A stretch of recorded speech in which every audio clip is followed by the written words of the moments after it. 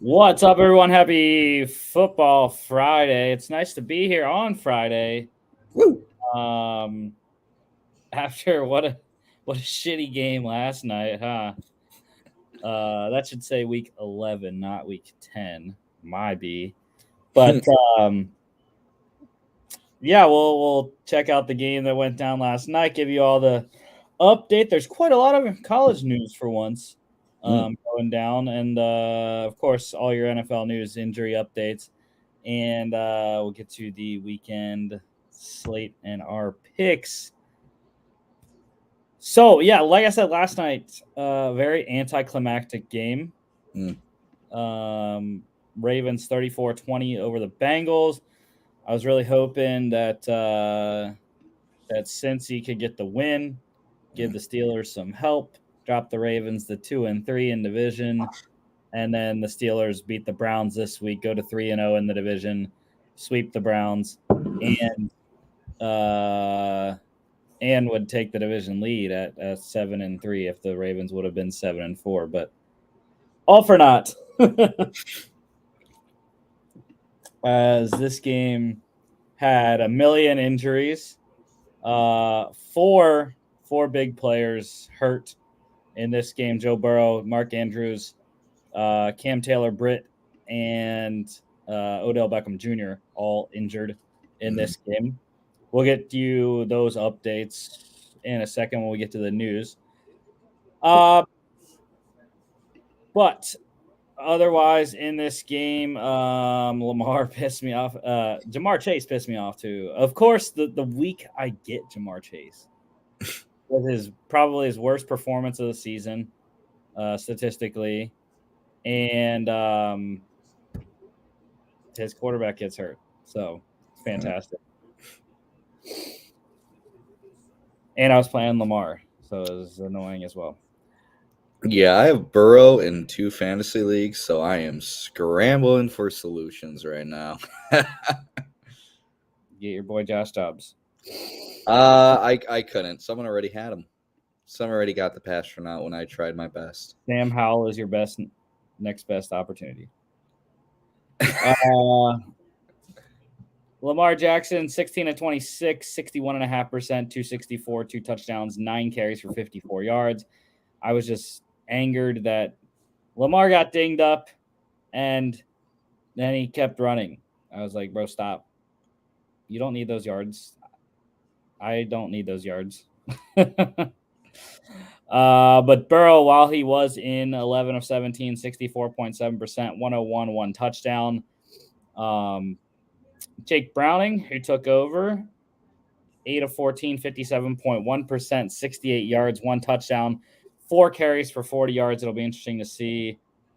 Luckily for Jake Browning and the Bengals, he has a whole 10 days to get ready for their next game, which is, I think, against the Browns. And I mean, I'll give Browning credit. He didn't look half bad. I mean, The offensive line couldn't protect him at all. no, that offensive line has been awful for a long time. Oh, no, Pittsburgh. Pittsburgh is the next Ooh. game in Cincinnati Yeah. next Sunday. So, thank you, Bengals, for giving us Jake Browning. Just like I'm thanking the Browns for giving us DTR.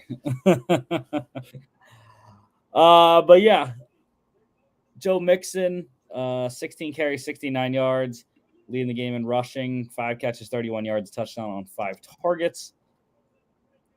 Big outburst for him, 21 fantasy points there. Gus Edwards, all he does is score touchdowns.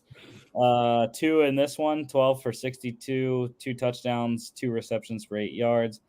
Odell, first 100-yard game since the Super Bowl, I think they said. Super Bowl 54 against the Bengals. Why not?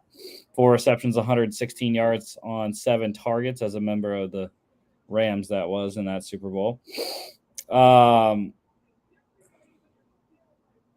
Defensively, I'm going to go with the man that was wrecking things all night. Really, the the biggest standout on Cincinnati's defense, maybe other than Logan Wilson, but defensive end Trey Hendrickson, 2 tackles, both of them solos, 1 sack, 2 tackles for loss, QB hit.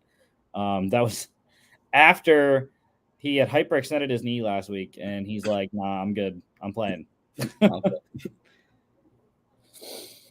So Ravens cover -4.5 over 45.5. And yeah, luckily Jamar Chase scored at the end to like not totally just like have a clunker, but yeah, wasn't great. Yeah.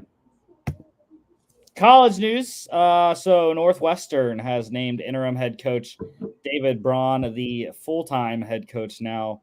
And it's well deserved. I mean, Oh yeah. Once Fitzgerald was fired, it seemed like Northwestern was headed toward 0-12, and I mean this team has a chance for bowl eligibility. I think they're 4-6, 5-5. Let me see. I think they were 5-5. Yeah, they're 5-5 right now. Yeah, and if it weren't for Iowa being at 5-2 in conference play, Northwestern's second place in the Big Ten West. Yeah. But yeah, I mean, so they got, who do they got here? They got Purdue and then Illinois. Illinois. I mean, those are 2 decent games. I think their best shot, obviously, is to win Purdue this week. Yep. Purdue's favored in that game by 3. But obviously, you got 2 shots to get to a bowl. So we'll see. Oh, yeah. Bad news once again for our guy Colin Schultz, our resident Iowa Hawkeyes fan. Sorry, Iowa corner Cooper DeJean is out the rest of the regular season. I believe it's an ankle injury. The tweet that I saw just said an injury. He suffered an injury that makes him out for the rest of the regular season. Not sure, though, if he's going to be able to play in the Big Ten championship or a bowl game. So, yeah, they will, I'm sure they have clinched the Big Ten West, I believe, anyways. I'm sure if he can play any level, he will play in the Big Ten title game because that's their best shot against Marvin Harrison if it's Ohio State. Mm-hmm. Michigan doesn't really have like that guy at wideout, but that's because Michigan runs the ball. So, yeah, if it is Ohio State, definitely need Cooper DeJean out there for Iowa. The Virginia Attorney General is threatening the NCAA with legal action on behalf of James Madison if they do not allow them to play in the conference championship bowl game or be ranked in the CFP, which is all happening currently. The NCAA did deny JMU's appeal for eligibility. It's so stupid. It's dumb. It's like, really dumb. I understand it's a matter of circumstances. Like there aren't many teams that are this good this quickly into FBS eligibility. But they are. Yeah, right. Like they should be the group of 5 representative in the New Year's Six Bowl right now. Mm-hmm. Over Tulane. Absolutely. So it's just dumb. I mean, good on JMU though, because last year they crowned themselves as the Sun Belt champions. They self-claimed a conference championship. I'm sure they will do the same this year because there's absolutely no one even close to JMU in the Sun Belt. So yeah, it's stupid. And that's what we've been talking about, them not getting ranked. I didn't know that they weren't eligible to even be ranked in the CFP, which is what I found out now. Michigan And the Big Ten have resolved their litigation. The temporary restraining order that Michigan filed last week was to be settled this today, but they since have resolved that issue. Head coach Jim Harbaugh will has accepted the remaining 2-game suspension he has, so he will miss Maryland this week, Ohio State next week, and then be eligible for the Big Ten championship game if Michigan is in it, or an ensuing bowl game, whatever. As a part of this resolution, the Big Ten has agreed to close its investigation into Michigan. However, the NCAA's investigation remains open. And I thought something was very funny.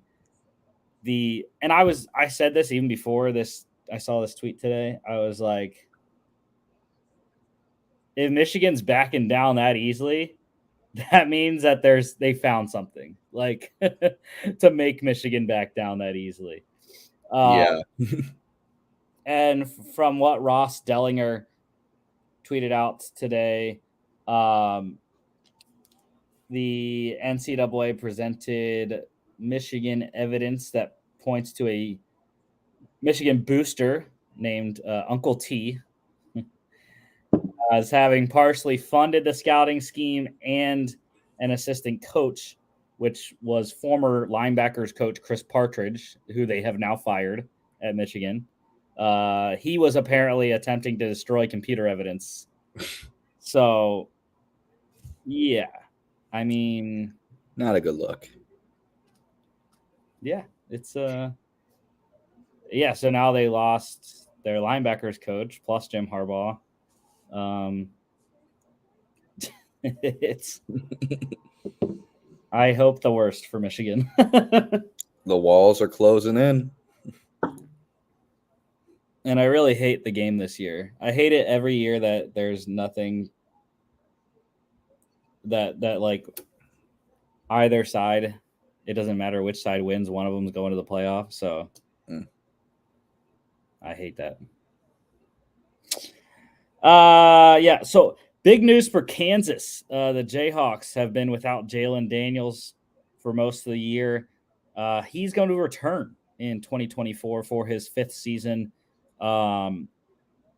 And so this is the first domino, the first QB domino in for the 2024 season.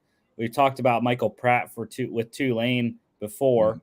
Obviously, he hasn't made a decision yet. They're still playing, but Jalen Daniels not playing right now, so has the time to make this decision. And yeah, like I said, big decision and good news for the Jayhawks there in 24. Not good news for Missouri this weekend. Going to be without linebacker Tyron Harper. He is out with an ankle injury. Sucks for him as well because it was going to be a revenge game. He started his college career at Florida. It's okay. I'm still thinking that Missouri and hoping that Missouri absolutely just annihilates Florida. Aren't we all?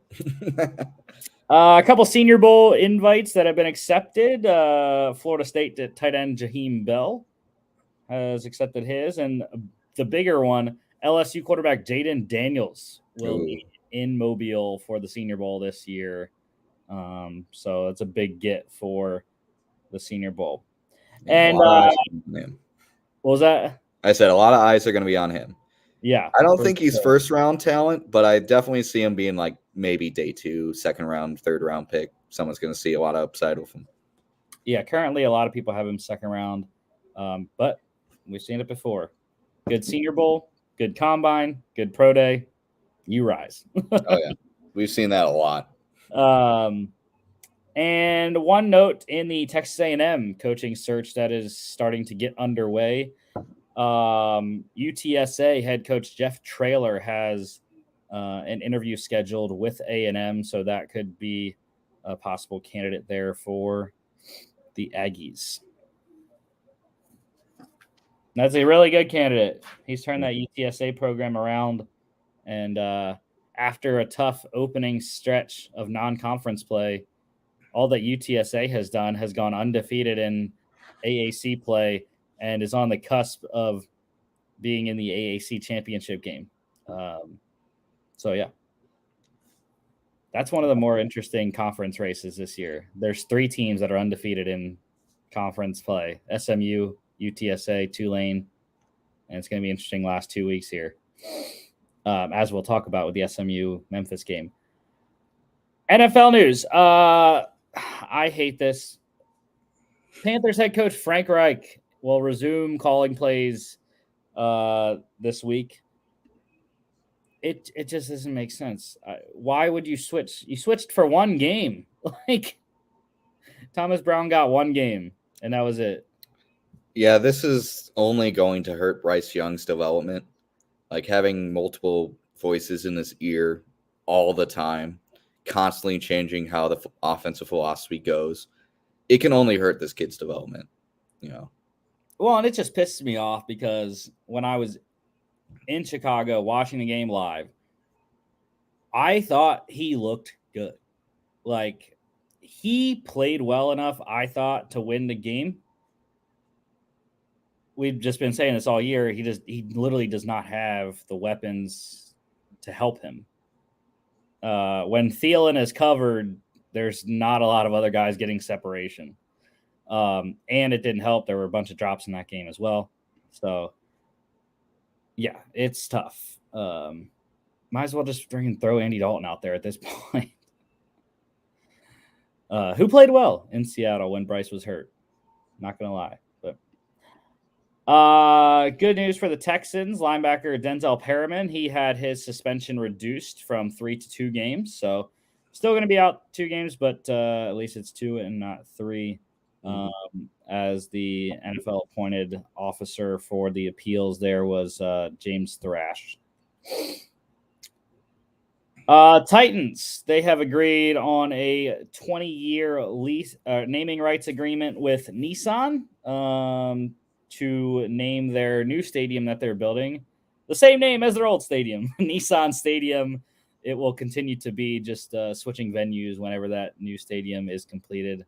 I don't remember what the date on that was. I think it's like 25, maybe 26. Yeah. Are they demolishing the old stadium, or are they just going to have Nissan Stadium 1 and Nissan Stadium 2 in the city? I have no clue what their plans are for the current stadium. The Eagles, they have officially placed linebacker Nakobe Dean on IR. Knew that was coming. God, it's another player, another big time player that we losing, but luckily that's why we signed Zach Cunningham in the offseason. He's been playing very well. We'll just slot some guys in there. You have a good enough team. Don't worry about it. That's the weakest position on the team, though. That's the only issue. Yeah. I mean, every team has a weakness somewhere. So, IR return. So this is good news for these guys. Steelers, they opened the practice window for tight end Pat Freiermuth, on track to play this week. Great news. I think that will really help Kenny Pickett improve the offense. And like we said, they have been improving. Obviously, they're very good records, 6-3, right at they're fifth. They're the 5th seed in the AFC right now. Now they're 2 games back of the Ravens with the win last night. But they already beat the Ravens. They've already beaten the Browns. They play the Browns again this weekend. But yeah, I think Freiermuth helped middle of the field. And I really think it'll help George Pickens because he's been not very good the last couple of games. And it's been a lot of Deontay Johnson. But I know Pickett loves to throw to Freiermuth in the middle there. So, and unfortunately, Darnell Washington really wasn't doing a lot receiving wise.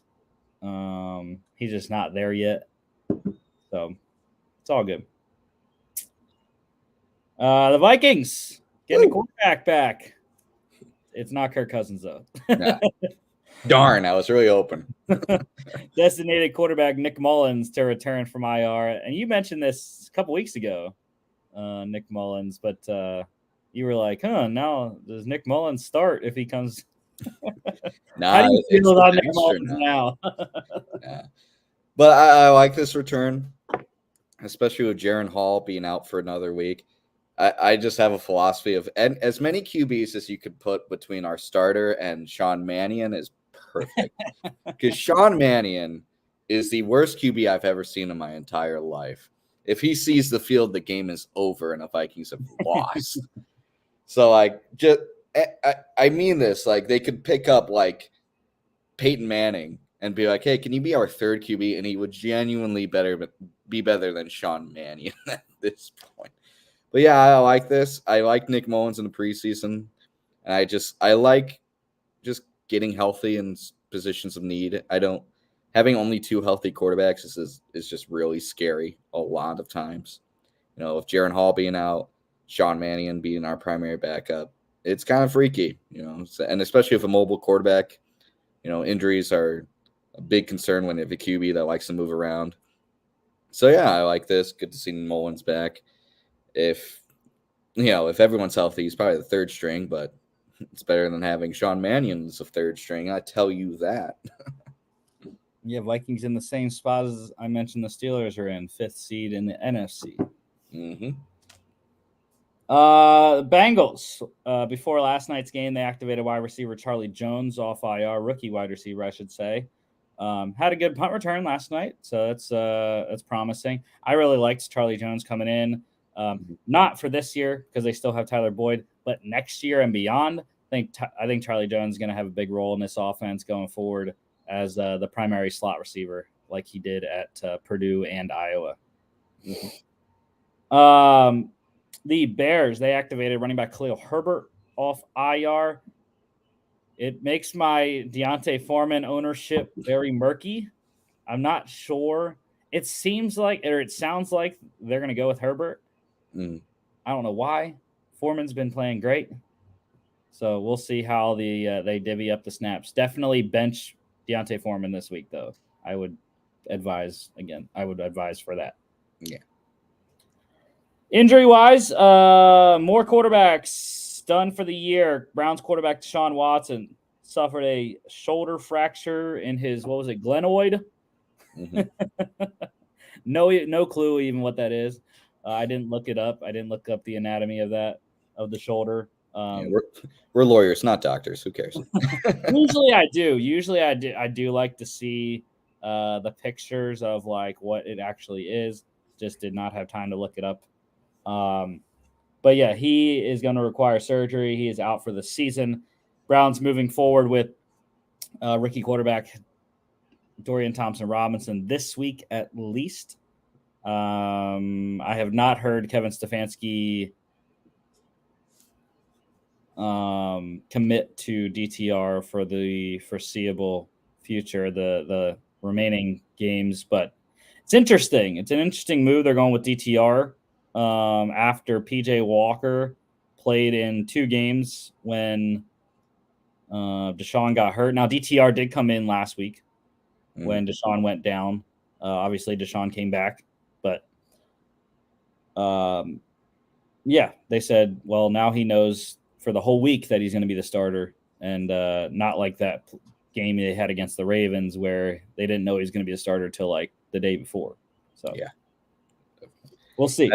I think this is also just choosing DTR as their starting QB. I think this is also just a reflection on just what they think of PJ Walker. It's like, all right, we've seen him. We've seen what he has to offer, and it's not that great. Well, it's like full circle now, though. It's crazy because the Browns had Josh Dobbs. They had Josh Dobbs on their preseason roster. Then what happened? Traded to Arizona, traded to Minnesota, and now the Browns need a starting quarterback. It's one of those things. I was on Viking Twitter like all day reacting to the big injuries that happened. And they're like, thank the Lord. As much as it sucks to see Kirk Cousins get hurt, thank goodness he got hurt before the trade deadline and not after. Because like, if he got hurt like in the Falcons game, like, and then Jaron Hall got hurt, like we'd really be screwed right now. You know, like Josh Dobbs is such ages. Josh Dobbs is such a revelation right now. Like the Browns and Bengals. Oh yeah, they're feeling the hurt right now. I guess before we go further on the injuries, I just got a tweet from Ian Rappaport that doesn't really fit into anything. I think it fits more like in the general news area. With the Steelers having the Quan Alexander injury plus the Cole Holcomb injury, dealing with inside linebacker issues. Apparently, there is some mutual interest in the Steelers and linebacker Miles Jack returning to Pittsburgh after he cleared waivers. And he unretired, apparently. So we'll see if he joins Pittsburgh's practice squad sooner than later. Yeah. What? I just said, that'd be really interesting when it comes to Miles Jack. Yeah, like he didn't really even play that well when he was in Pittsburgh. So I'm not really there for it, but I mean, we really need inside linebackers right now. Panthers tight end Hayden Hurst. He popped up on concussion protocol this week. Unsure if he's going to be able to play. It's great. Just another weapon down for Bryce Young. After no DJ Chark last week against Chicago. I think Chark will play this week, but now we're not going to have Hayden Hurst. Luckily, though, they are getting Ian Thomas back off of IR. Not that that's great because I do not like Ian Thomas. The big one from last night, Bengals quarterback Joe Burrow. It was announced today he is out for the year. Torn ligament in his wrist.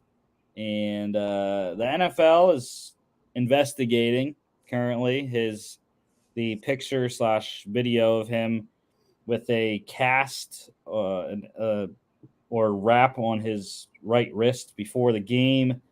The Bengals didn't note any injury going into the game for Burrow, but what Burrow said was it was just a compression sleeve, which many players wear while they travel, especially when you're going to that altitude, which I didn't really understand because Baltimore is not that high up.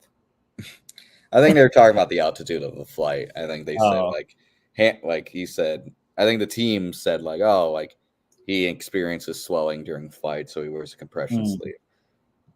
But the only reason I would think it's just it's a problem is because he happened to hurt that exact hand. If you hurt his other hand, I think you look at that compression sleeve story and you're like, that makes sense. But now you're just like that.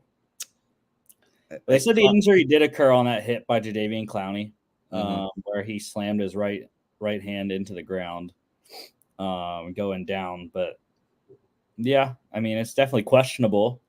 The team can get fined or possibly even draft pick compensation loss if they are found to be guilty, I guess what you call it. Other bad news from last night. The other big one, Ravens tight end Mark Andrews is likely out for the season. Cracked fibula and an ankle ligament injury. So yeah, the tight end market just heating up right now because I know a guy that had Mark Andrews and he wants to make a deal. But I told him, I was like, bro, we can't make a deal now. Like Andrews just played. Like I can't trade you a tight end now because then I won't have a tight end for this week. And plus the ensuing move is I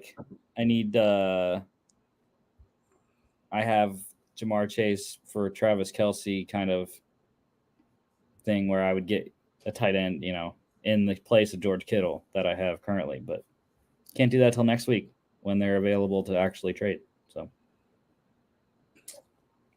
and like I mentioned, Bengals corner Cam Taylor-Britt also dinged up in this one. He is day-to-day with a quad injury. So that was the good news for Cincinnati that they didn't lose their starting corner there to a serious injury. Ins and outs, Bears getting quarterback Justin Fields back this week against Detroit.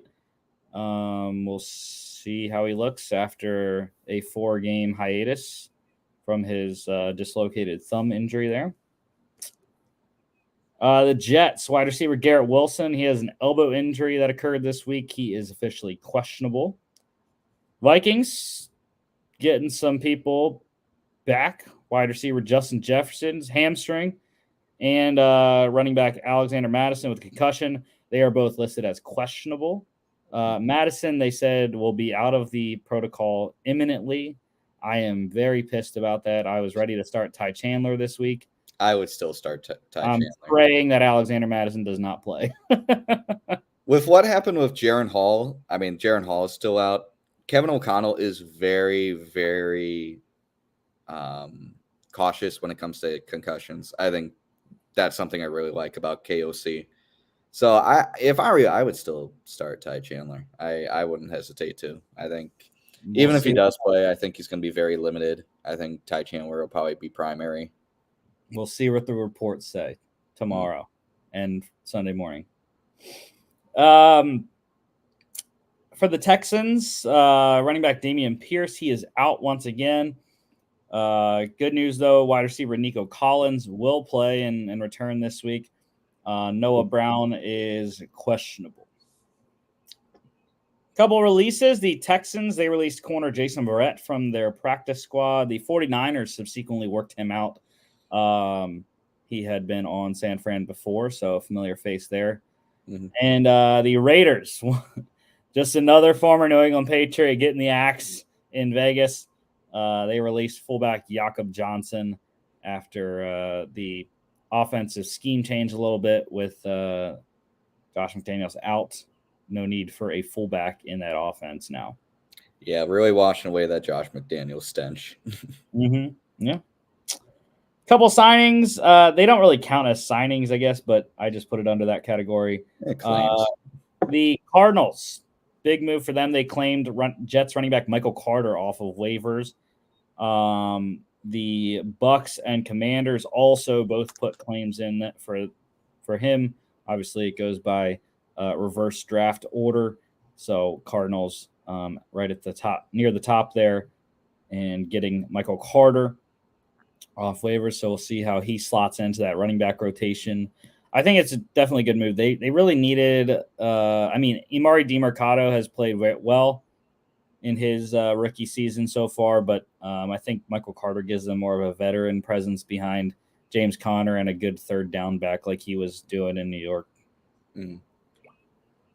And then the Titans, they claimed Panthers offensive lineman Calvin Throckmorton off waivers. 49ers also tried to put in a waiver claim for him to no avail there. Titans need all the offensive linemen they can get right now. That is such a football name, too. Throckmorton. What a great football name. And one workout to mention. Caroline listening for this one because the Browns, they worked out Jets quarterback Joe Flacco. He was the only quarterback they worked out. So maybe we'll get Flacco into Cleveland there and save the Browns season. Yeah, I think I sent in a text after that Deshaun Watson injury. I said the Browns should go for either Joe Flacco, Colt McCoy, and Nick Foles. I think those are my three. I was like, the Browns would be smart to at least work out one of these three. I think you mentioned, why not RG3 or Matt Ryan? That I did. I would love to see Colt McCoy though back in a Browns uniform. He was quite the beast in I think 2012 or 2013, whatever it was. I always liked him. He was actually my first ever Browns jersey. I used to have a Colt McCoy Browns jersey when I was really young. Yeah, it was nice. All right, that is it for the news. I think I don't see anything else on the Twitter feed. College football pick standings here. Logan got us last week by a bit. 3 games he gained on both of us. So I am still in second back 5 games now. And you are back a lot. 13 games back.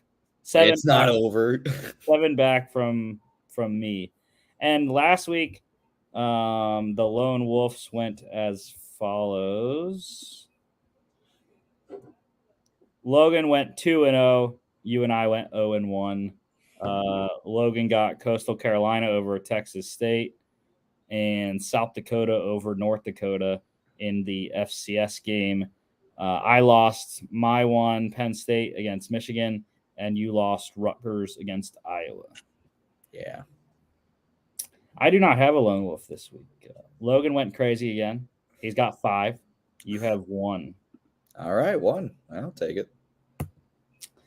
So tonight, our Friday night game to watch is USF at UTSA. Like I mentioned, the Roadrunners undefeated in conference play, trying to get to the AAC championship game against whoever it is. Currently, it'd be UTSA against Tulane, as those are the top 2 teams. But like I mentioned, SMU also undefeated in conference.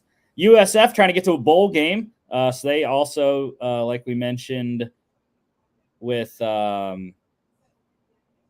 Northwestern, USF also has 2 chances to get there. But yeah, Roadrunners at home in the Alamo Dome. That's a tough task for USF. Think Frank Harris and head coach Jeff Traylor and co get it done at the Dome. Total is 66.5. That's a lot of points for a Friday night game. But I know you like the overs, so let's hit it. Let's go over. Hell yeah. 9 p.m. tonight, ESPN 2. Tomorrow, starting off number 3, Michigan, 19-point favorites in College Park, Maryland at the University of Maryland. Yeah, once again, I mean, I think Maryland is going to make this a game. They're really a good team, despite being 6-4. Coach Loxley always puts out a competitive team. It's just going to be tough. And Michigan, despite not having Harbaugh, I think they will win and more than likely cover that 19. 49.5. I like the over in this game. Yeah, I like Maryland's offense to score some points. Yeah, with the veteran Talia Tagovailoa and Michigan's offense, I think should go over that. 12 p.m. on Fox. And it is SEC bye week for many teams in the Southeastern Conference this week. I literally hate this that they do this every single year. The second to last week of the season, it happens every year. They play scrubs. It's so annoying. Chattanooga, the Mocs at number 8, Alabama, and yeah, of course we're going with Alabama. However, I will say this is not a scrub FCS team. Chattanooga is ranked in FCS. They are, I forget what number. I believe they're either in the teens or the 20s. They are the 18th ranked team in FCS play right now, so not that it matters. Jalen Milroe is going to have an early exit from this game, and Bama's going to roll on to 10-1. 12 p.m. ESPN Plus and SEC Network Plus. Number 10, Louisville at Miami. The Canes getting 1 point at home, and Logan is rolling with those Miami Hurricanes.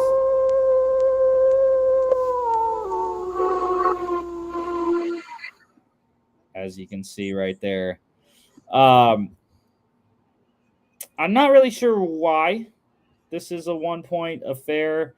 I have not seen anything that would make me confident in picking Miami. I understand there's schematic things that Miami can do on defense to limit the Louisville offense, but I think Coach Brahms got this Cardinals team going, and I just don't trust the quarterback play, whether it's Emory Williams, who I don't think is going to play in this one after he got hurt last week against FSU, or it's Tyler Van Dyke.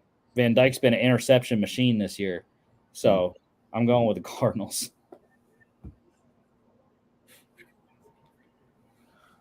Total is 46.5. I'm leaning on the under actually in that game. 12 p.m. on ABC. Rutgers at number 12, Penn State, 20.5 for the Nittany Lions at home in Happy Valley. I think they should cover that. Despite Rutgers being a pretty solid defensive team, I think there's a pretty good defense in Happy Valley as well. So I think Rutgers literally might get shut out for the second straight week.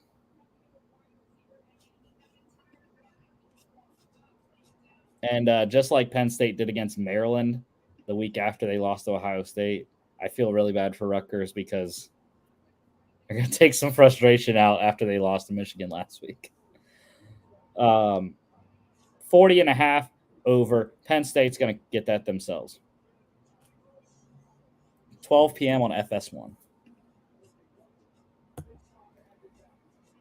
Again, another SEC team doing this in week 12. UL Monroe at number 13. Ole Miss. The Rebs getting 37.5 at home. That's just ridiculous. Yeah. I have no clue if they're going to cover that. Sure. I don't know. I mean, who knows? But I also don't know about the status of Jackson Dart either after he got knocked out of the Georgia game late. So it might be Spencer Sanders, the Oklahoma State transfer, going in this one. Shouldn't matter, though. They should run the ball, run it with Quinshad Judkins, Ulysses Bentley, and co., and they'll be fine. 62.5 is the total. I like the over in that one. 12 p.m. SEC Network. Number 14, Oklahoma, 24-point favorites at BYU. Now, if this was a night game at Provo, I would maybe lean toward BYU covering, but I think Oklahoma is going to get it done. They've struggled lately, but I think they can go to BYU and get a big win against the Cougs there.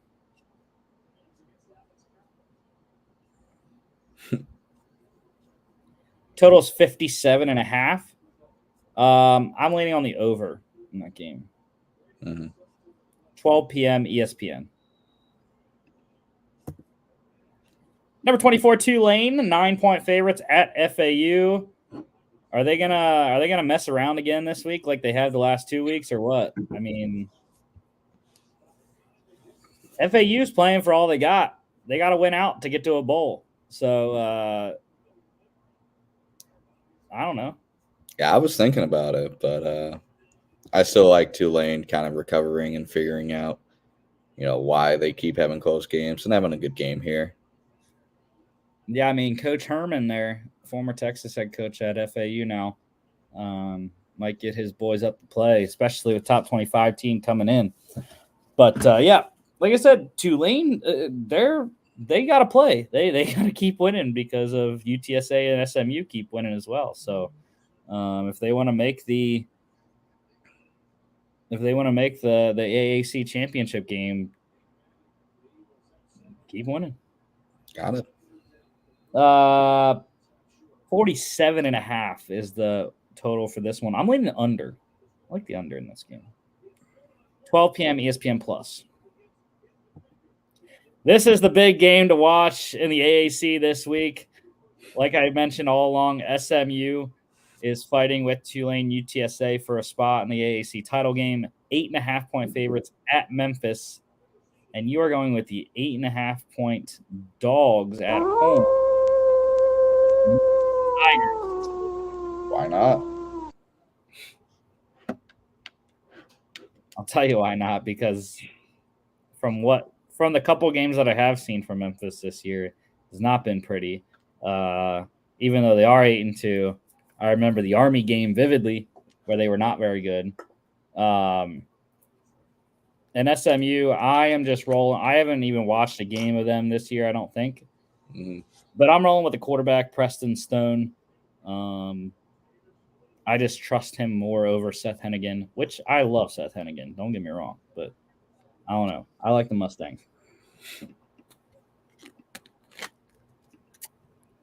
64.5 for this one. Let's score some points. Go over. 12 p.m. ESPN2. UMass, the Minutemen at Liberty, the Flames. 10-0 Liberty Flames. 27.5-point favorites at home. They should cover that. UMass, surprisingly, 3 wins this year. I mean, I don't know how they got to that, but not going to get number 4 this week, unfortunately for them. So let's get the Flames to 11-0, 1 win closer to perfection. 63.5 here. I'm leaning on the under. I don't trust UMass's offense to score enough. Yeah. 1 p.m. ESPN Plus. College game day will be in Harrisonburg, Virginia. It is a great place. I haven't actually visited, but I've driven through it multiple times. And JMU Stadium is gorgeous. Purple abound. App State at James Madison. JMU 9-point favorites at home. I think they cover that. App State has not been the App State that we're used to this year.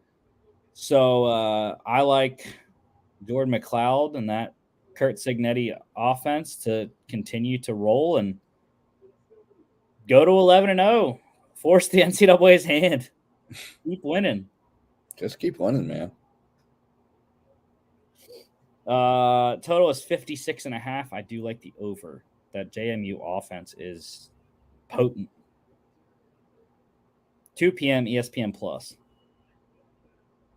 That's kind of funny though. That college game day is going to Harrisonburg with the whole NCAA litigation stuff that's going on, and then they're putting the game on ESPN Plus. Like, really? I don't know the last time a college game day game was not on cable.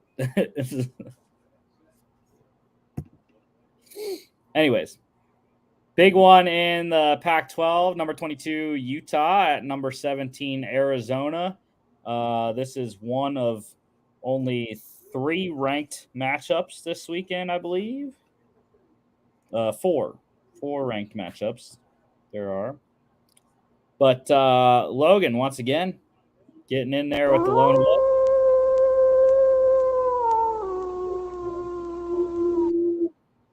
And I was close. I originally picked Arizona, but then I flipped to Utah.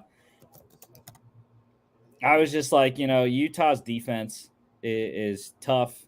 They're going to make it hard on the young guy, Noah Fafita, there for Arizona. And I mean, I'm fine. I'm fine if Jed Fish and co. come out and surprise us and Arizona wins this game. I would love nothing more than Arizona to keep winning and, get to 10 wins if they can win a bowl. That'd be great. But this is year 3. He's turned this program around in year 3, which is crazy. But yeah, I'm rolling with Utah, and that defense I think and I think Bryson Barnes is playing pretty well on offense for Utah anyways. So let's go with the Utes. 46.5 is the total here. I like under. I like a really low scoring, like 30 points, 17-13 Utah wins. 2:30 Pac-12 network. Won't even be able to watch it anyways. Don't got that one.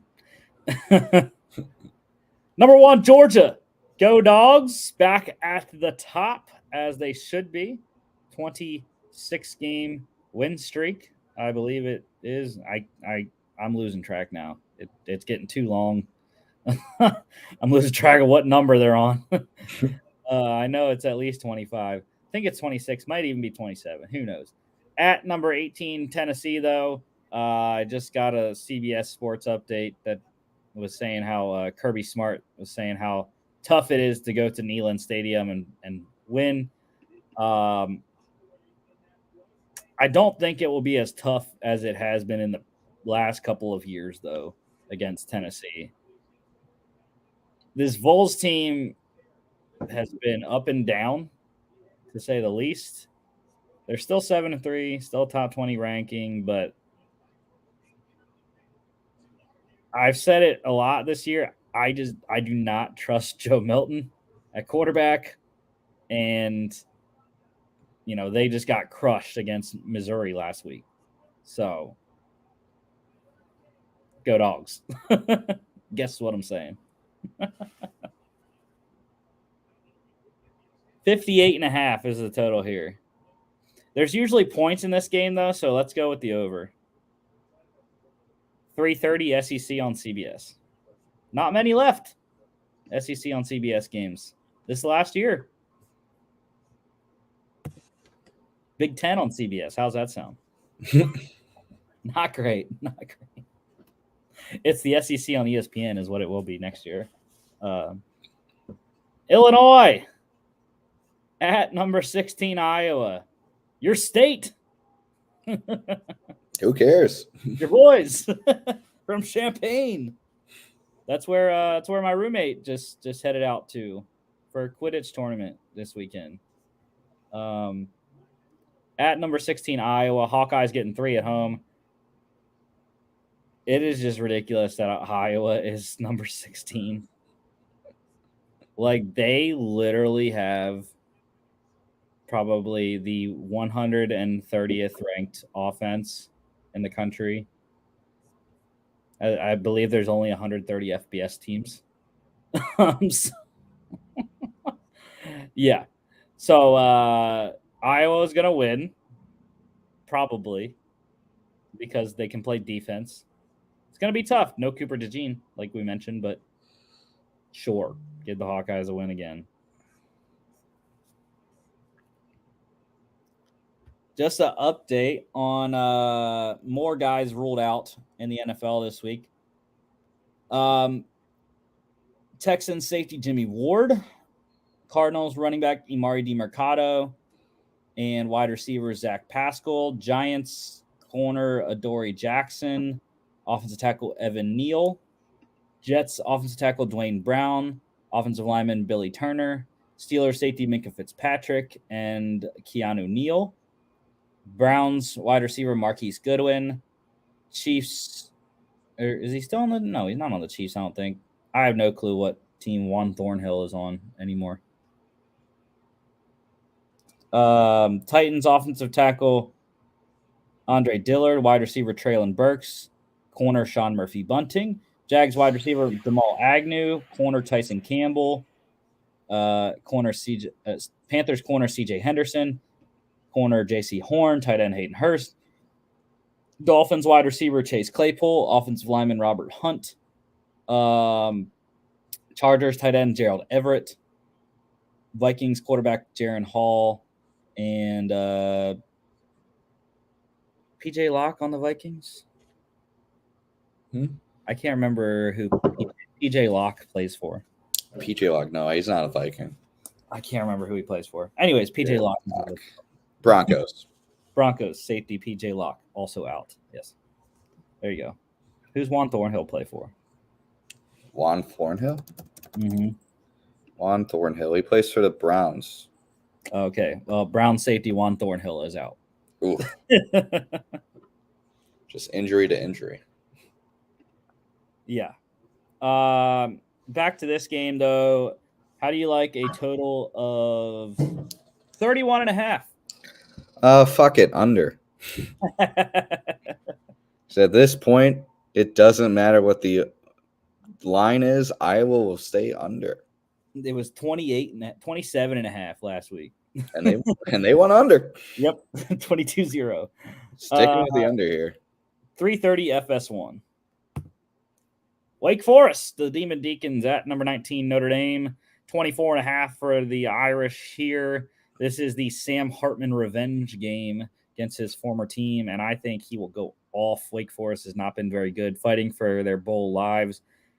Tough game to have to win to get to one more. But, yeah, not going to happen, unfortunately, for Demon Deacons.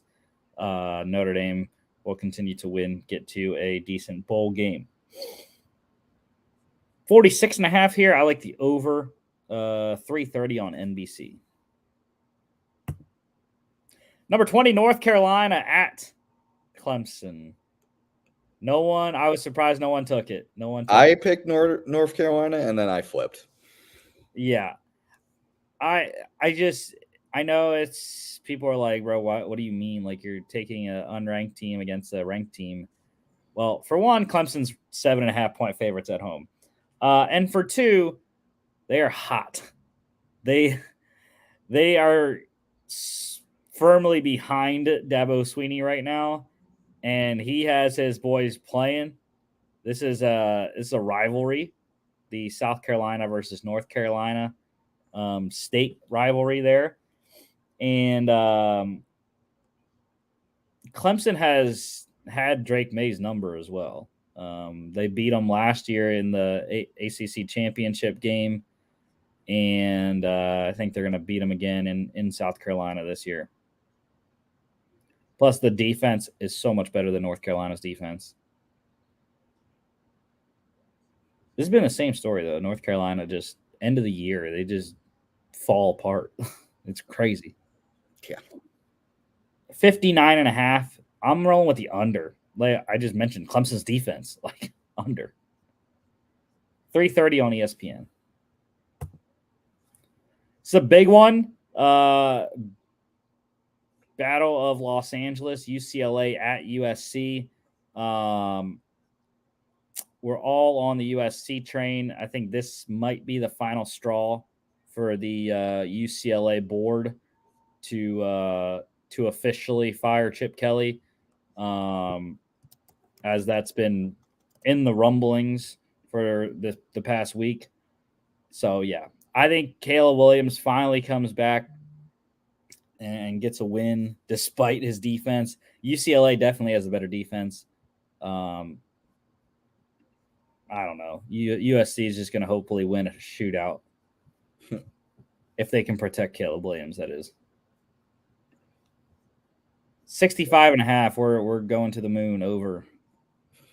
3:30 on ABC. Big one in the Mountain West, UNLV at Air Force. And the Mountain West has been pretty crazy with how the games have gone the last 2 weeks. Air Force losing back-to-back. Fresno State lost last week as well, a big one against San Jose State. And now, as it stands, Air Force, this is for the top. This is for the number one spot and to host the Mountain West Championship game. Whoever wins this game, because Air Force and UNLV are both 5-1. Then you got Fresno, Boise State, San Jose State, all at 4-2. So yeah, this is a big game. Whoever wins, like I said, hosts the Mountain West Championship game more than likely if they don't lose next week. Air Force 3-point favorites at home. But like I said, they've lost 2 straight after starting 8-0.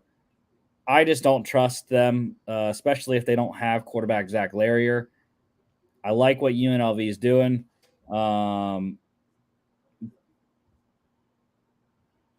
Their quarterback, Jaden Mayava.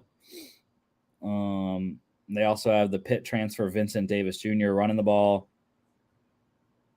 Ricky White at wide receiver is over 1,000 yards. That's crazy. You look at, dang, that's crazy. If you look at UNLV's receiving stats, Ricky White has 23 more receptions than the second guy, and he has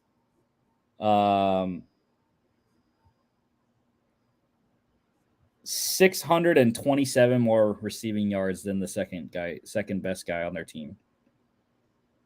That is ridiculous. He also has 4 more receiving touchdowns than anyone else. So yeah, that's ridiculous. But I'm gonna go with UNLV, as you are. Logan, Lone Wolf and the Falcons at home. Because he's patriotic. I mean, again, it's not a bad pick. Like, no, it's not. Air Force has been pretty consistent this year. I just like UNLV here. It's just not lately. Not lately. Yeah. It's a what have you done for me lately business. So. Oh yeah. Total in this game is 47.5. You always got to lean on the unders on the Service Academy games with their time of possession. So under 47.5. 3:30 CBS Sportsnet. Minnesota at number 2 Ohio State. Yeah, I mean it's pretty simple here. I feel bad for Minnesota. PJ Fleck, he's rowing the boat all the way to Columbus, and the boat might go down. The boat's Take on water, Mr. Squidward. I was about to go to the take on water thing. We're taking on water, Mr. Squidward.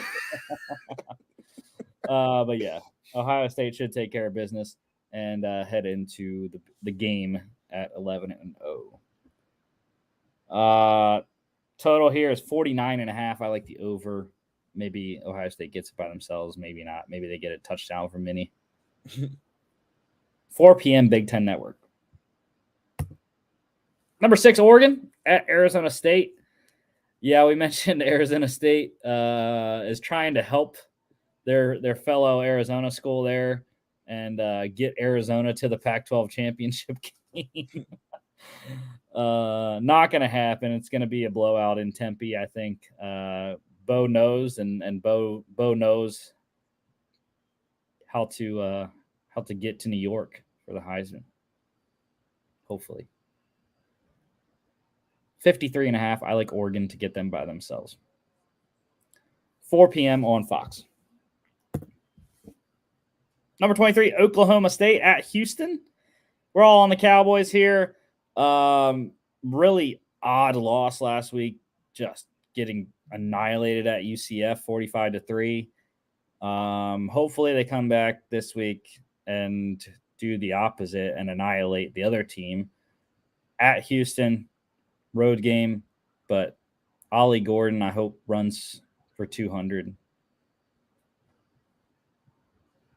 58.5 here.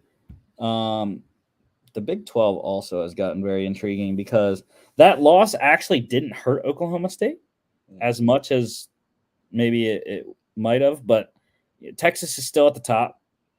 Oklahoma State is still in second because of their head-to-head win over Oklahoma. And I believe they beat Iowa State already as well. And Kansas State also at 5-2. So there's 4 teams at 5-2 fighting for that second spot in the Big 12 title game.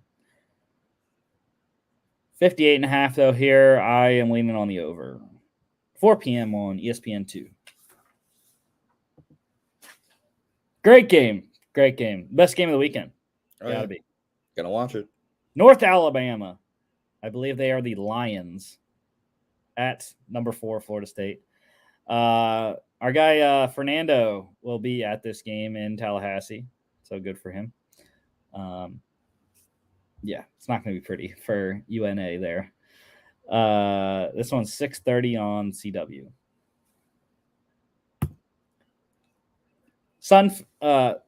Sunflower State Showdown is what this game is called. Number 21, Kansas State at number 25, Kansas. And I have no clue what Logan is doing.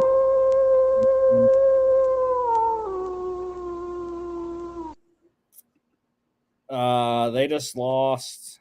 Kansas lost last week against Texas Tech in Lawrence, like they're going to be this week. And I don't know if Jason Bean is playing. If he's not, I don't have any confidence that Cole Ballard can win this game for Kansas as a freshman, I believe he is. So, yeah, Kansas State, Will Howard and co., Phillip Brooks at wide receiver. The KSU defense also should be pretty solid in this one. Go Wildcats. 57.5. I like the under in this game. 7 p.m. FS1. I think this is the best game of the weekend. Number 5, Washington at number 11, Oregon State. No one took the bait on the Beavers being favored by 1 at home, I see, in Corvallis. It's an interesting place to play. And they joked on the college football playoff rankings show about Kirk Herbstreit. Or no, last night, actually, on TNF. Al Michaels joked about it. He's in Baltimore, right, last night. He's going to go, I would assume, drive because it's not that far to get from Baltimore to Harrisonburg. Maybe a couple hours. But he's going to go from Baltimore to Harrisonburg tomorrow, right? And then he's got to fly from Harrisonburg to Corvallis. That is quite the flight, to say the least. I don't think there's a direct one to get from Harrisonburg to Corvallis. So, anyways, just an interesting nugget on Kirk Herbstreit's travel plans this weekend. I do think this is going to be a close game. However, I'm just believing in Michael Penix. I think Michael Penix will be the difference maker like he was against Utah. He has to be. Like, if Washington's going to win this game, it has to be Michael Penix. They have to win the game on offense. Because Oregon State has good defense. Have a lot better offense that they've had in years with DJU at quarterback. And Oregon State's not out of it either in the Pac-12. They are in the same boat as Arizona, though. They need help from Oregon to lose in order to get in. And if Oregon loses this week against Arizona State, some miracle happens. Oregon loses. The Civil War next week would be the game to get into the Pac-12 championship if Oregon State could win this one. So just just something that would be pretty spicy in the college football playoff scenarios. Washington and Oregon go down this week. Just saying. Not that we think that's going to happen. 62.5 is the total. I like the under. 7:30 ABC. Florida at number 9, Missouri. Yeah, Mizzou's going to cover. They're going to crush Florida.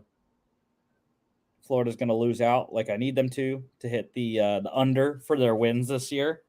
Under 5.5 is what the bet is. They play Missouri this week, Florida State next week. Love to see it. 57.5 is the total here. I'm leaning on the under, but it could be over. It's gonna be close, I think. 7:30 on ESPN. Number 7, Texas at Iowa State. I think this is gonna be a sneak. It's a trap kind of game for Texas. Go into Ames, Iowa. But I do think Texas gets the win. It's going to be closer than people think. They've played a couple close games lately against Kansas State and against TCU last week. It might be close again this week, like I said. I wouldn't be surprised. But, yeah, hook them.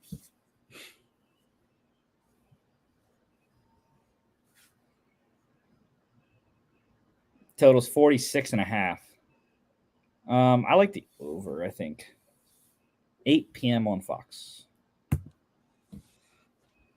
Georgia State at number 15, LSU. Again, not much of a surprise here. Another non-conference game. Week 12 for an SEC team. And you notice it's only the SEC West teams that do this, right? Alabama, Ole Miss, LSU. Only the SEC West teams do this. So, just saying. SEC East teams, they do all their non-conference games when it doesn't matter in the beginning of the year. Other than the Georgia Tech at the end of the year. But, yeah. Jaden Daniels, this is a good game for him to, I guess, continue to put Heisman numbers up. Again, hashtag not my Heisman, but I know he's a lot of other people's Heisman, including you, sir, right? What does that mean? Don't know. How do you like 72.5 for this game? Over for no reason. Yeah. Why not? Why 8 not? p.m. 8 p.m. on ESPN2. I think this is the earliest our slate ends this whole year. An 8 p.m. game. Usually we get like a 10:30 or like an 11 p.m. Pac-12 game, but nope. no ranked teams in the Pac-12 playing that late this week. And we have a 2-pack of FCS games of the week this week. Starting off with FCS number 10, Villanova at number 7, Delaware. This is a mid-Atlantic clash here, Pennsylvania and Delaware. I know all my Pennsylvanians are hating me for picking against the Philly school in Villanova, but I just like the Blue Hens. I've always liked the Blue Hens. They have a better team. And this is a big game in the CAA, the Colonial Athletic Association. This is for the number 1 spot going into the CAA championship. I can't remember if they have a championship game or not. I know a lot of FCS conferences don't have a championship game, but I can't remember if the CAA does or not. Anyways, this is for the top spot in the conference. Both, I believe, have 1 conference loss. So big game in the CAA. We are all on the Blue Hens, though. This game is 1 p.m., no broadcast network. You're going to have to find it somewhere. Another big game, Battle of Montana. I'm sure it has a different name. I'm sure there's a trophy associated with this game. But a top 4 matchup. Number 4, Montana State at number 3, Montana. The Bobcats against the Grizz. And Logan, this is his last one here on the week. I don't have a grizzly bear sound effect, so unfortunately you're gonna have to deal with the wolf. But yeah, again, it's Logan's Lone Wolves this week. Actually, all of the Lone Wolves, year 1, and then Logan's 4 or whatever it is. All in close games. Obviously, we don't have the spreads for these FCS games until after they occur. But, yeah, I think it's going to be a good game. I've just been on Montana State a lot this year. Touchdown Tommy is their quarterback. So I'm going to continue to go with him and against Montana. I picked against Montana, I think, every time we've had them, and I've lost most of the times, I think. I don't remember. But let's see. Well,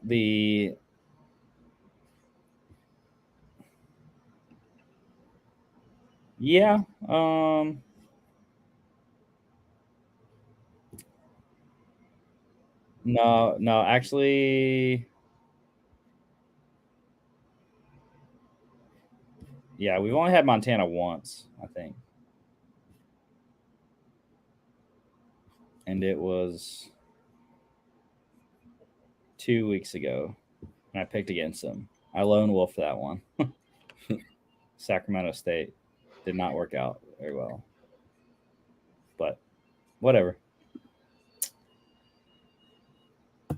NFL pick standings. Yeah, Logan got us again. He got us on college and NFL last week. Just slightly. So yeah, it was a close one. The Lone Wolves. I didn't have any Lone Wolves, and that was my detriment because gotta be risky. Y'all ended up plus on the Lone Wolves. Logan, just like college though, Logan went 2-0 in Lone Wolves. He got the Cardinals in Kyler's return over the Falcons, and he got the Lions in the shootout over the Chargers. You went 2-1.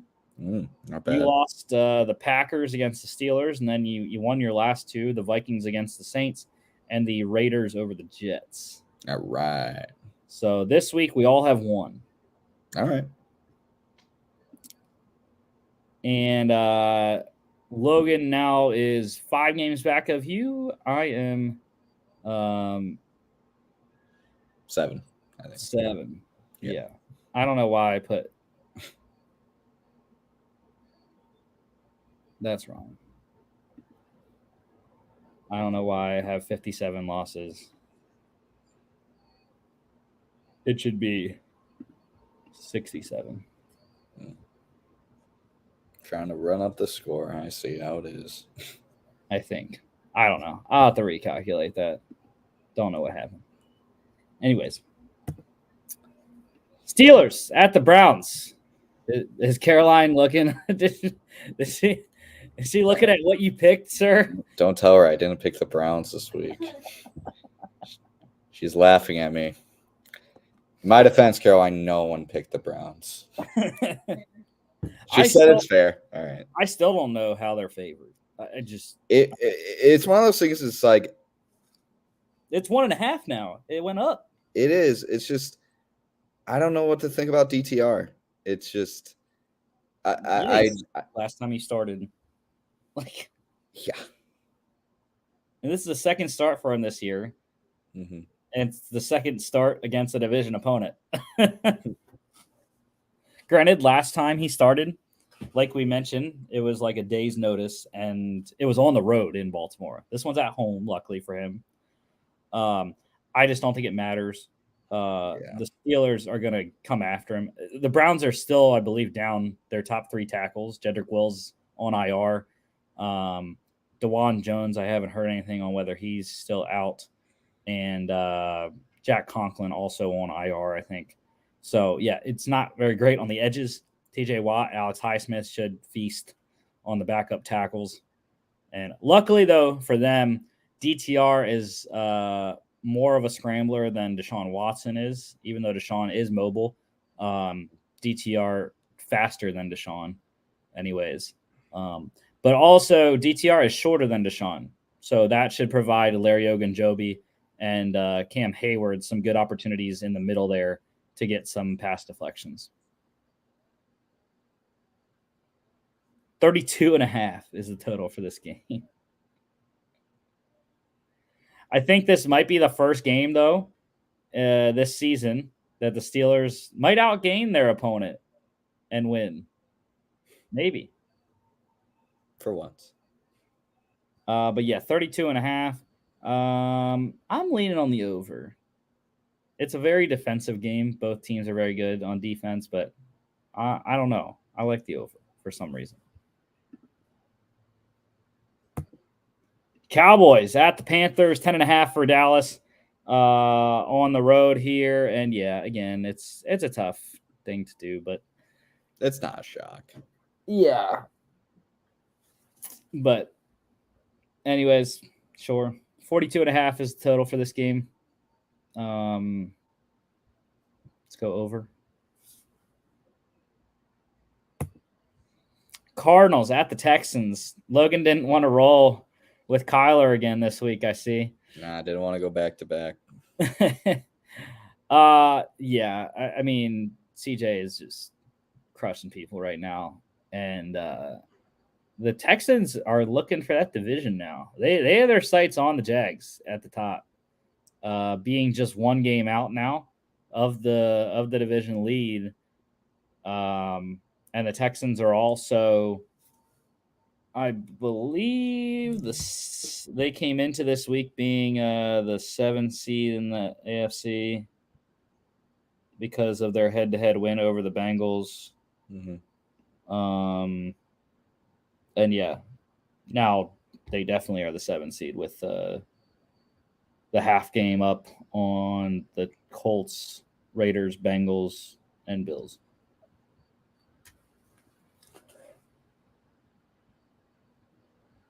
Looking for my guy Devin Singletary to have another good game this week. Hopefully. I need it. But total in this game is... Did I literally skip? 47.5. I don't know why I have it down at the bottom of the... I don't know what happened on the slides versus like the ESPN changing the order of the games anyways. But yeah, 47.5. I'm leaning on the over.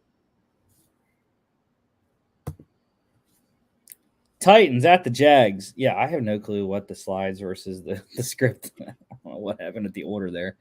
Titans at the Jags, though. We're all on Jacksonville. 7 points at home. Jags are going to want to come out with a reckless abandonment and just crush the Titans because of what happened last week in a 31-point loss to the 49ers. And yeah, it's tough. Will Levis has a difficult task with the offensive line that he has in front of him to protect him. I think Josh Allen has a good game, and the rest of the Jags defense. I mean, literally right now, if you play in the Titans and you have decent corners, you just double team DeAndre Hopkins because Traylon Burks is out. You double team DeAndre Hopkins and you put 8 in the box against Derrick Henry. I mean, it's pretty simple defense against the Tennessee Titans right now. 39.5 is the total here. I'm leaning on the under. Raiders at the Dolphins, 13.5 at home for Miami. I think that's a little high with how the Raiders have been playing. But I do think that the Dolphins coming off the bye, I think they're going to be rejuvenated. And also, they're going to have too much speed. I don't think the Raiders are going to be able to match up with Tyreek, Jalen Waddle, and the running backs. Big time praying that Devon Achane is back for this game as he was scheduled to be. I haven't heard anything update wise on if he's going to be activated off IR. Hopefully he is, and he's ready to go and runs wild in this one against the Vegas defense. 46.5 is the total. Let's hit the over. Dolphins by themselves? ? But unfortunately, the Raiders have actually been very good on run defense. But I just think the way the Dolphins offense plays, the pass is going to set up the run, and they're going to have to put guys back out of the box in order to defend against Tyreek. So I think it might end up with some light boxes against the Dolphins running backs. Bears at the Lions. No one wanted to go with Justin Fields in the return. After the Lions put up 41 in LA last week. Yeah, I mean, I don't think the Bears defense isn't going to be able to stop Jared Goff and that Lions offense. I think it's as simple as that. I wouldn't be shocked, though, if the Bears cover. Me neither. 47.5. I mean, they scored 79 in LA last week.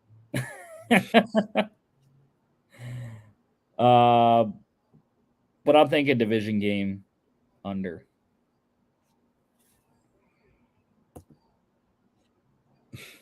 The Chargers at the Packers. Look at the homer pick. Such a homer pick.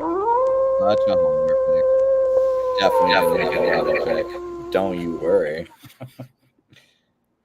Yeah, of course Logan is going with the Packers at 3-6 at Lambeau, being a 3-point dog. Yeah, I don't. The Packers defense isn't gonna be able to stop Justin Herbert. Like I said, last Friday, he was my MVP pick. Like, and he's playing like an MVP right now. Like Justin Herbert did not lose them that game. The Chargers defense lost in that game. Yeah, you score 38 points, you deserve to win. If your defense gives up more than 38, that's on your defense. Yeah, and honestly, like I would put a ton of money and say that the Lions offense is far better than the Packers. I don't see the Packers getting 38 points. Right. I think it's going to be a struggle for the Packers to run the ball. The Chargers, for their historically bad run defenses, they have been good at stopping the run this week, despite last week against David Montgomery and Jahmyr Gibbs. The rest of the year, they have been pretty good at stopping the run. So it's really going to be what it is most of the games is on Jordan Love. Like, you have to win the game, which, again, that is the worst area, I think, of the Chargers defense. But I still don't think – I think the receivers are still a little too young. And I think Coach Staley might throw some stuff at Love that he hasn't seen before.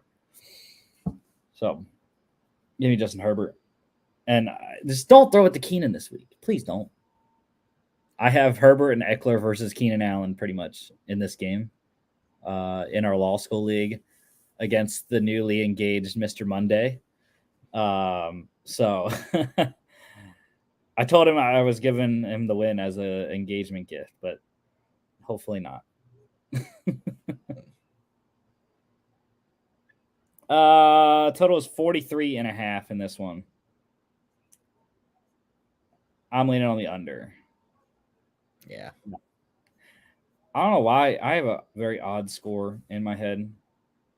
It is it would get you under. It'd get you to 41. 26-15. I don't know why. That score just popped in. Giants, NFC East matchup. Giants at the Commanders. Tommy DeVito once again under center for New York. And yeah, I mean, the Giants are selling. I mean, they have almost no chance in any game left on their schedule. So I would put the Cardinals above them right now. I think the Giants might be the worst team in the league right now. Well, yeah, they probably have the worst quarterback, I would assume. DeVito. And they literally have no playmakers. With Darren Waller on IR, the receivers are just like so-so. With Yeah, they got nothing really. I mean, Wan'Dale Robinson, Jalen Hyatt, I forget the other guy. Anyways, yeah. That's all you need to know if you don't remember him. Total for this one's 37.5.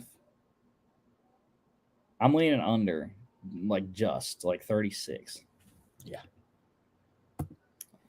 The 1-405 game this weekend, Bucks at the 49ers. And yeah, it's not a great time to go to San Francisco for Tampa Bay. Mm-hmm. They're like, bro, why couldn't we play them like 3 weeks ago? Yeah. When they didn't have Chase Young and Brock Purdy was clearly concussed. Yeah, like when they actually weren't playing like San Francisco. But yeah, I don't know if the Niners will cover this. I'm hoping they shut CMC down because I'm also playing against CMC. So hopefully they shut him down. That Tampa Bay defense, make Purdy throw it and throw it to Kittle every time. But yeah, it's going to be tough to win. Baker Mayfield's going to struggle, I think, against that Niners D. 41.5 is the total for this game. I like the over. 425 slate, AFC East matchup. A big one. I mean, Buffalo is... They got to win. They're floundering right now. I can't believe they're actually 7-point favorites at home in a division matchup. But, I mean, I guess that just tells you what Vegas thinks about the Jets. Really. Really disappointing loss against Denver on Monday for Buffalo. It doesn't get easier. No, it doesn't. The Jets defense, I mean, last time they played the Bills, Jets won for 1. And for 2, Jordan Whitehead picked Josh Allen off 3 times. He turned the ball over 4 times. And it has to stop. Like, Josh has to play better. That's plain and simple for this Buffalo offense. We'll see what a difference new interim offensive coordinator Joe Brady makes. But I don't know. I maybe should have picked the Jets, but 39.5 is the total for this game. I don't know. That's a really close one. Mm-hmm. I'm going to go over. Over by the hook. Let's get it to 40. The other 425 game here, Seahawks at the Rams, NFC West matchup. Yeah, not going great for the Rams. Matthew Stafford is back, though, after the Rams bye week. So we're not seeing Carson Wentz. This sucks. Nope. So Seahawks 1-point favorites on the road in LA. We're all on Seattle. Hopefully Gino has a good game, and I don't really have any Seahawks in fantasy, but sure. Yeah. 46.5. I like the over. I think there's going to be some points. Yeah, I think both these offenses are going to play well. Sunday Night Football, the Vikings at the Broncos. And, of course. Did someone say Homer pick? Couldn't be me.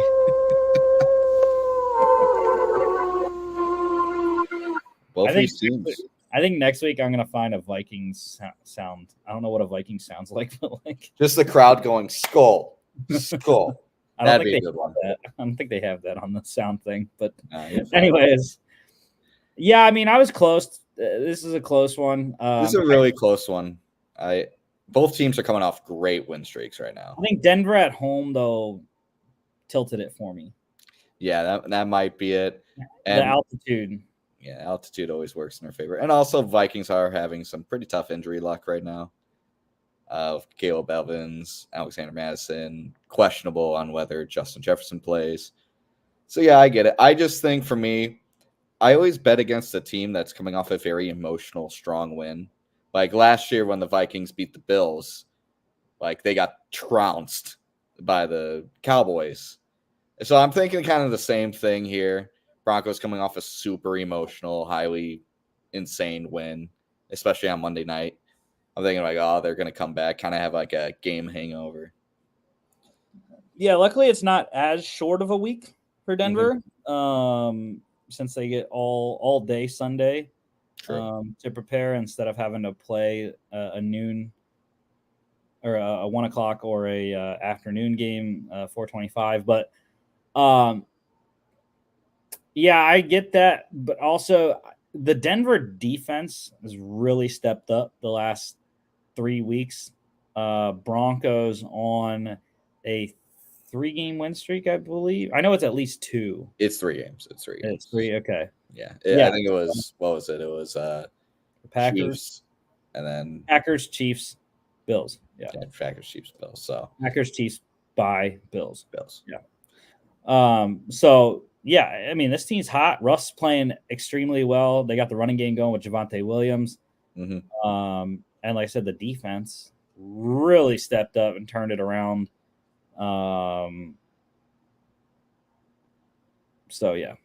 Yeah. This is really a toss-up. I mean, I might be a homer because I like the Vikings, but both these teams kind of almost mirror image each other. They both have kind of pretty similar playing quarterbacks, pretty similar defenses. I think the one thing for me that kind of put the Vikings over the top, I think they just have better skill positions a little bit on the offensive side. I mean, TJ Hawkinson is unreal. Even if Justin Jefferson doesn't come back, I really like Jordan Addison. I like KJ Osborne getting back. So, that's what put Vikings above for me. I will say I am starting the Vikings defense in one of my dynasty leagues because when you look at the Vikings fantasy-wise, statistically, they've been good. Because they get to the quarterback. They've averaged, I think their average is 6 or 7 points on fantasy, somewhere between 6 to 8 on defense. Because, I mean, they get to the quarterback and they either force a sack or force a really bad throw. And that's all the dynasty leagues that are run on my fantasy league that I'm in anyways. You can't go negative in defense. So worse, you can score 0. Yeah. Total in this one's 42.5. I'm leaning on the under. Yeah, me too. I think this is going to be a slugfest. 8:20 on NBC. Super Bowl 57 rematch. What do the Kelseys call this? The family reunion game? I am putting an executive order in and requesting to the league that Miss Taylor Swift is not allowed at this game. She'll have dual allegiances here, Right. I don't think she can sit with Mama Kelsey. She has to root for Mama Kelsey has to root for Jason. She has to. Travis got this. Yeah, Travis got Taylor, man. Yeah, but Travis has 2 now. Jason only has 1, right? Oh. So like, it's Jason's turn to get his second, right? Like, so and that's what they do in the Campbell's commercial. Like, Hey, come on. Come on, so Mama Kelsey. Show some love for you big boys, son. right. So obviously, I'm picking the Eagles. Did we all go Homer picks as our lone wolves? Yes. I love that. That's awesome. But at least you and I have a chance to win. Fair. Unlike Logan against the Chargers. No, I don't believe in the Packers against it, which is going to be hilariously ironic when we come back Tuesday and we were both wrong. Somehow Yeah. Logan was right. But yeah, so obviously it's a massive matchup. It's going to be very emotional. However, I don't think that Eagles are thinking anything. I don't think either team is thinking about the Super Bowl. I really don't. No. That's just how these teams are coached. They have left last year, and this is this season. Also, what's scary is both teams coming off a bye. Oh yeah, they're going to be well rested. So, and it's really scary for me, being an Eagles fan all my life. I know how good Andy Reid is off a bye. Yeah. So Nick Sirianni is just as good though. So it should be an excellent game, best game of the week to close the week out. Definitely the best Monday night game of the entire season. Yeah. Both number 1 seeds right now. And what's crazy, really crazy, the Chiefs have higher stakes than the Eagles right now. With the Ravens win last night, if the Chiefs lose this game, they are no longer the number 1 seed. The Ravens would have a half-game lead over them. So that would be a big factor for the Chiefs. Eagles, I don't know exactly. I don't know the conference records for the Lions and the Eagles right now. If the Lions would win and the Eagles would lose. But anyways, I think there's more at stake for Kansas City. But I think the Eagles want to get the monkey off their back of the Chiefs' loss and get this win, especially in Arrowhead. We've seen people do it. Obviously, the 2 losses, Lions, Broncos, what did they do? They got to Patrick Mahomes, forced him to turn the ball over. They ran the ball well, both of those teams. So that's what the Eagles do. So the Eagles do really good is get to the passer and run the ball. I think they're going to do that in this game. At least that should be the game plan. And Eagles win. Yeah, I don't hate that. My only thing, I think I would have picked the Eagles if this was in Philly. I think this is just a matchup that, like, the home field advantage, I think goes to the team that's home. Total is 45.5. I like the over. I think we might see a score similar to the Super Bowl, which was 38-35. 8:15 p.m. ABC, ESPN, ESPN Plus. Best bets of the week. Look at that, bro. I went 3-0 last week. I finally got one in there. We finally won a bet on the left side of the spreadsheet, which I kept complaining about I hadn't done all year. It just took me 10 weeks to get one win on the left side. Like I said, the right side is crazy. The right side I've only lost twice. So the right side is fantastic. Middle is so-so. Middle, actually, I've only lost 4 times. But anyways, this is it right here this week. And it's 2 games that I don't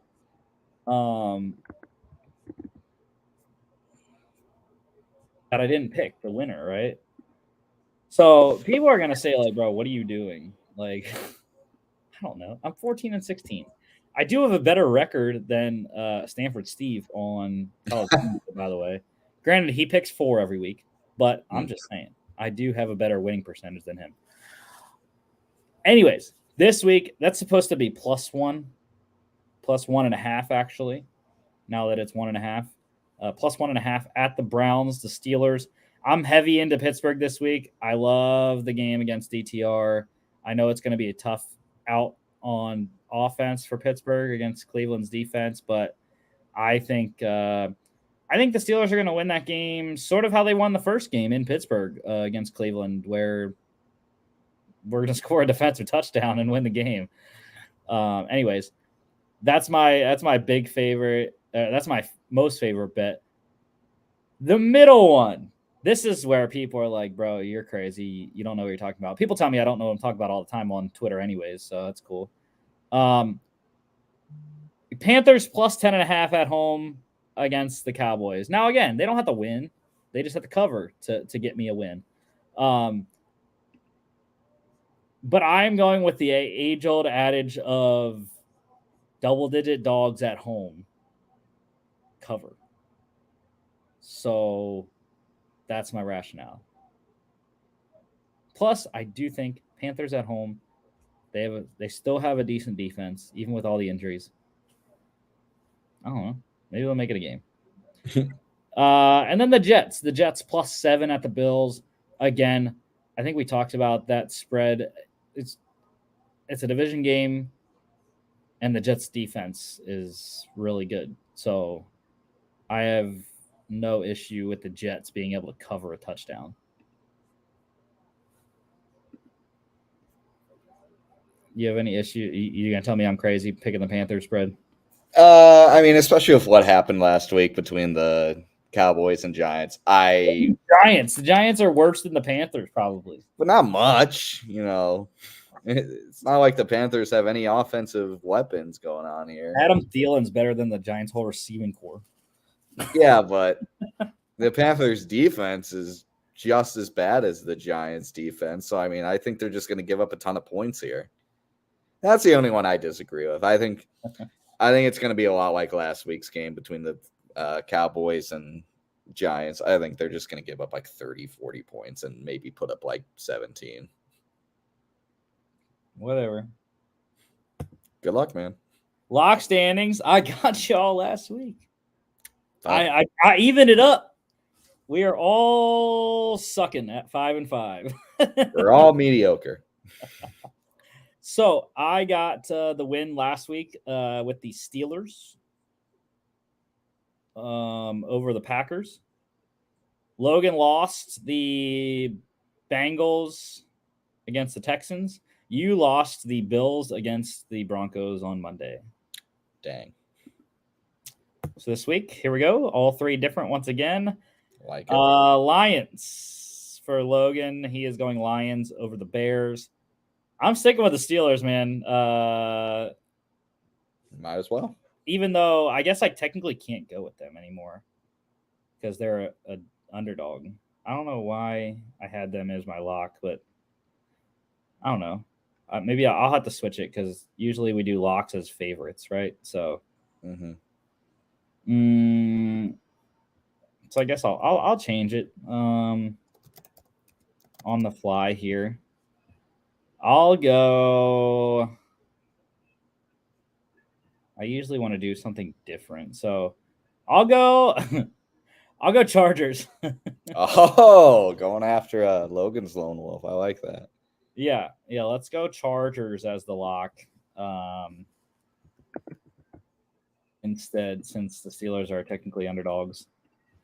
And you, sir, are going with the Texans over the Cardinals. Oh, yeah, riding that CJ Stroud hype train. After I absolutely just went ballistic on him in the preseason.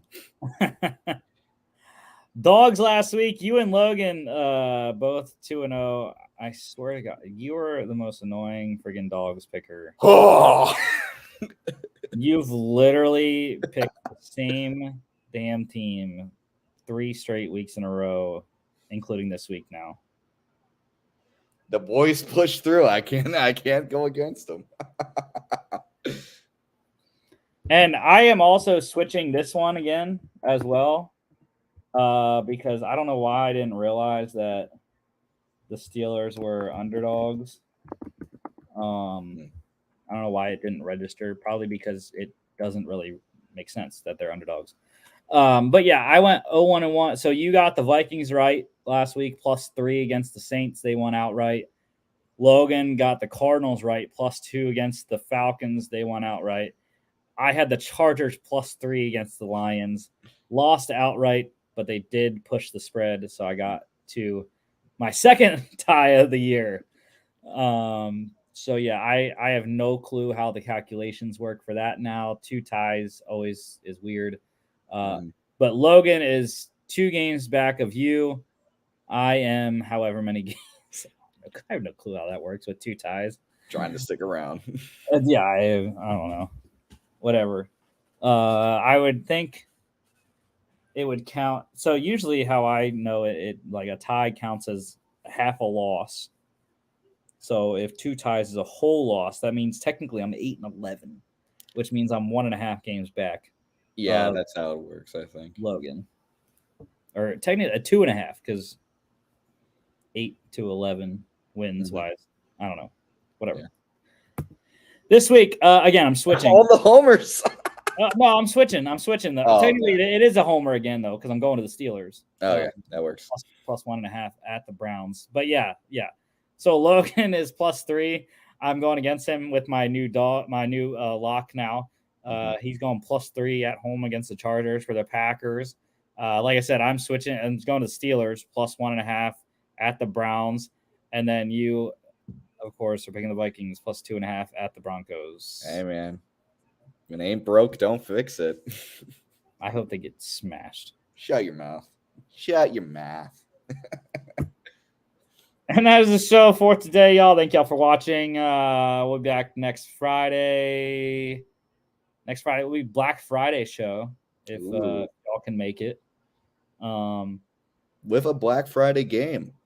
Yeah, at the most odd time. It's so stupid. 2 p.m. Eastern.